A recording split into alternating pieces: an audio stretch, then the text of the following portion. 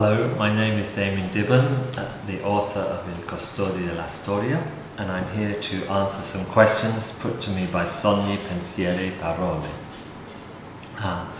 Firstly, you asked me to tell you something about myself and why I decided to write this book. Well, I've worked in many fields. Originally, I worked at building sets in a film studio, then I was an actor for a while, and then a screenwriter in Hollywood, and it was there writing for DreamWorks that I really developed an idea to write my own series of books, and this is where The History Keepers came from, and I wanted to write a really epic adventure story that travelled through time and told the story of history. You say the characters move from 1820s Normandy to 1506 Venice, and why did I choose these periods of time for the first adventure, and what do I find fascinating?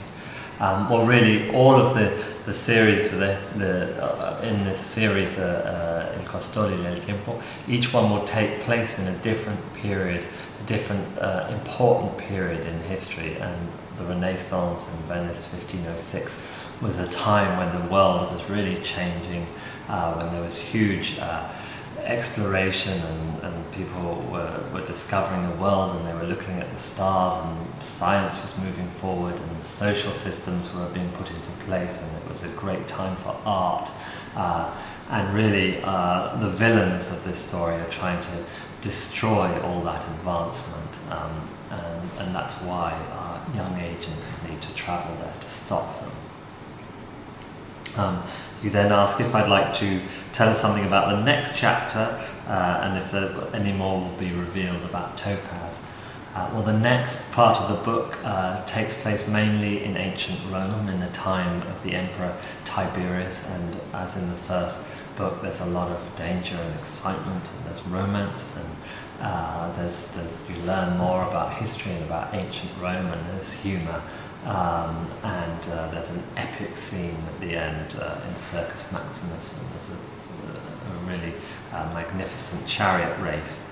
And yes, more will be discovered about Topaz indeed, and more of her family history, her ghastly family history, but you'll have to wait and read about that for next time.